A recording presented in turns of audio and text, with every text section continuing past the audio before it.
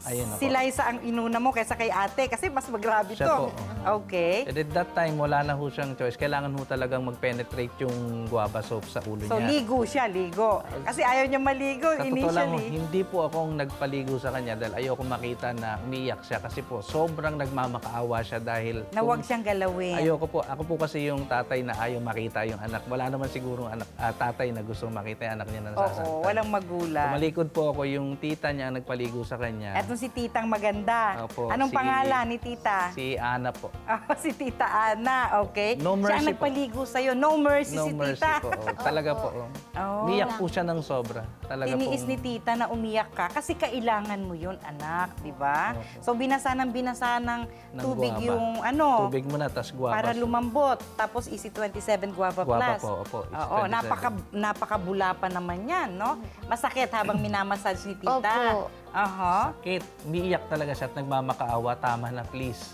Aha. Nagmamakaawa siya. Kaya lang, nanood na kinuwento sa akin ng kapatid ko, yung bula, andun na yung mga kuto. Habang Sumama na minamassage siya. niya yung ulo ni Liza, nakikita na niya lumulutang sa Opo. bula ng Easy Sumama na 27 talaga Guava siya. Plus. Sumama na yung mga kuto Ang mga dun kuto. Okay. sa bula. So, kitang-kita po siya na nandun talagang nagbagsakan talaga. Pati yung langib ng Sugat. sugat niya, sama-sama Mahapdi anak, ano? Sakit Opo. talaga. Ayun. Ramdam na ramdam niya, nagmamakaawa talaga Kasi siya. pag open ang wound, mararamdaman mo yung enzymes ng guava soap Guava natin. soap. Yes. Dahil cold process ang preparation nun, buhay talagang parang kinakagat-kagat yung sugat. Opo. Kaya mas lalong umiiyak ang bata, no? So, instant na nakita ni Tita Ana na ang mga kuto ay lumalaglag. Nalaglagan po talaga. Oho. Pagkatapos inulit pa pala ni Tita Ana. Sa gabi. 2 ligo. Isa sa umaga, sa gabi. Saan mas malakas ang iyak mo, anak? Nung umaga o nung gabi, naniliguan ka ni tita? Parehas. Parehas ang iyak. Okay. Pero, hindi ka ba naginhawahan pagkatapos kang paliguan? Medyo guminhawa po. Pero ayaw mo pa rin magpaligo kasi may mga sugat-sugat pa rin. Mahapdi pa din Okay. po. So, twice na ginawa yon at after na sabunan ng ating Healing Galing Guava Soap, nilagyan ng Healing Galing Oil. Opo. Habang nilalagyan ng Healing Galing Oil, masakit din? Opo. Masakit din. So, nung first day, twice ginawa yon. Nung second day, tinitignan ko tong record ni Liza, once na lang. Opo. Tapos buong araw nakababad ng Healing Galing Oil yung buhok, no? Opo. Hindi masundan ni Tita Ana ng suyod kasi masakit Sakit. nga sa dami Sakit. ng sugat, no? At, nung pang-apat na araw, tama ba tong record ko? Wala na yung amoy na malansa Wala sa na. ulo ni Liza. Wala na. po. Mabango na. Opo. Wow! Kasi gumaling na yung sugat. Ang bilis na tuyo. Pati sa school po nila, yung mga teachers na nakakaalam ng kondisyon niya, nagulat kasi pagpasok niya, nakita tuyo na yung, ang bilis. Tsaka hindi na siya mabaho. Opo. Ano daw ang ginawa ko? Kasi Okay. araw-araw ako nag-aatid sa kanila sa school.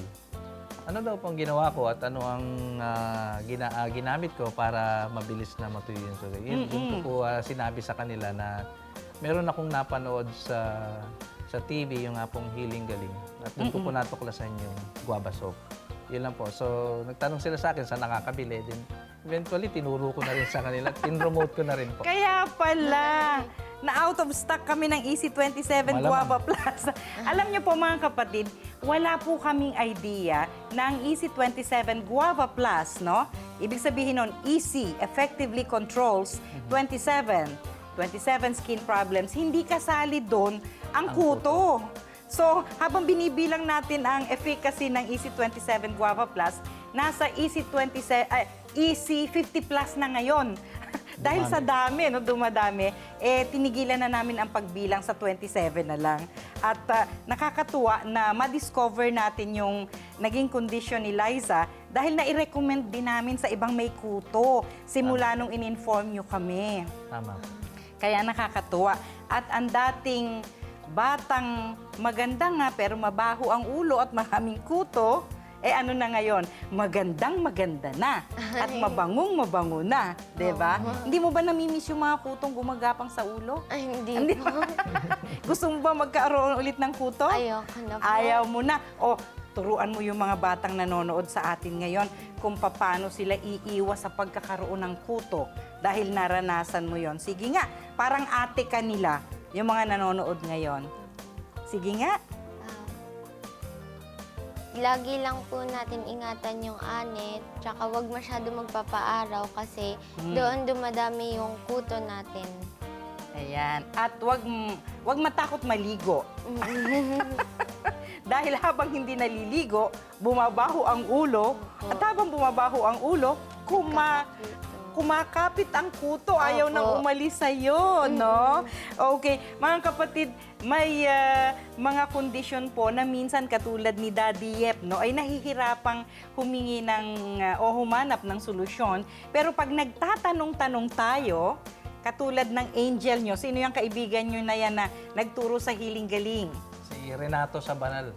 Ayun, baka nanonood siya sa atin ngayon. Tonats. Siya ba ay napagaling ng Healing Galing? Opo, sila po mag-asawa, si Mami Mila Sabanal. Mag-asawa po sila, regular follower niyo po silang matagal na. Oh, maraming Talaga pong salamat. nanonood sila ng program niyo. At marami silang kwento sa akin ng mga iba't ibang klase ng sakit. Na kwento lang until such time na dumating yung case niya.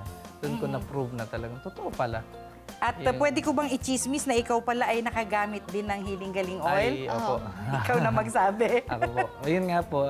Sa Almoranas po ang dumali kay Daddy Yep. Tama ba? Parang ganun nga po, na hindi ako makadumi, hindi ko Na maintindihan. nag-constipate ka kasi, Opo. kaya nag-induce ng almoranas. Tapos nagpa-check up ako sa specialista dahil nahirapan na rin po ako. And, alam po Naging ninyo, bulaklak ba? hindi ko alam pero Basta ang masakit. sabi sa akin, kailangan ko raw i-endoscopy. Okay. Dahil almoranas nga ang findings. Sabi ko, Dok, ano yung endoscopy?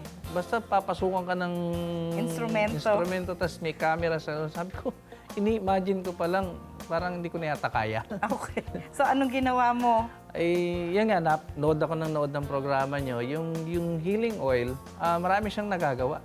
So, ang ginawa ko, pahid lang healing oil. Sa anus? Sa ano, sila lang po. Tuwing pagkaligo. Pagkaligo, ganun po. Kasi matawag din po ako doon sa Tagaytay. Nagpa-check up din po kami doon sa isang outlet niyo po doon. Kay Kuya Simon at Ate Ami Opo. Ilagan. Opo. Marami po akong din ng mga kaibigan din doon na may mga iba't ibang kaso rin po ng mga karamdaman. So, hindi ka na in-endoscopy, ang almoranas Hindi ay nawala. Wala na po. Simple lang pala. So, mula ulo hanggang doon, kayang lunasan ng Healing Galing, Opo. no? O, nagpapasalamat din kami sa mga katulad nyo, Daddy Yep, no, na kumikilala at nagtitiwala sa mga halamang gamot, no? Tama. At pag hindi kasi natin susubukan, hindi mo makikita ang pruweba na ito Pruweba. ay epektibo, no? Tama po. At kayo ang nagturo sa amin sa Healing Galing Office na ang EC27 Guava Plus combined with the Healing Galing Oil ay nakakapagpagaling sa kuto, nakakapagpatanggal sa kuto. 'Di ba? Naku, maraming salamat sa inyong dalawa at Maraming salamat din po. thank you very much. Yung mga bata ngayon na nanonood po kay Liza, gayahin niyo si Liza na hindi na takot maligo, ayaw na po magpaaraw at ayaw nang magkakuto, no? Pero alam niyo po ba na kahit ang mga thunders, no?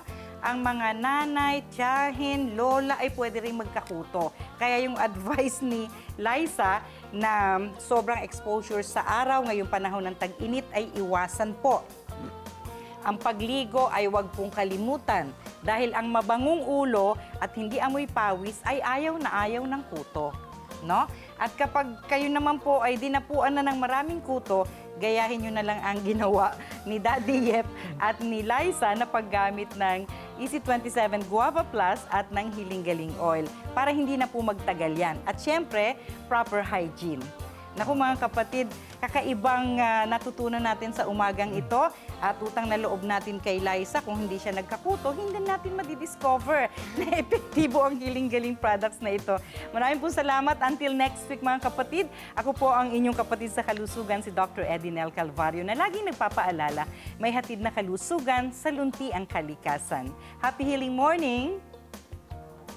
O ayan, ang daming natuto sa iyo. Thank you very much.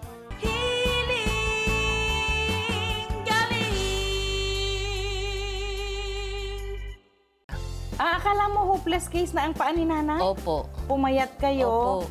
tapos namamagana yung paa, nakaupo na lang o nakahiga. Hihiga, uupo, ganun lang. Hindi na makalakad. Hindi na Tapos umiitim na nga at namamaga yung paa. Opo. Parang kukunin na ni Lord.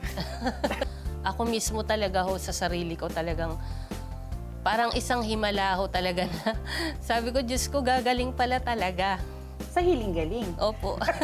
Salamat sa hiling ganun. Ang galing niyo. Samahan si Dr. E tuwing linggo, alas 7:30 hanggang alas 8:30 ng umaga sa TV5.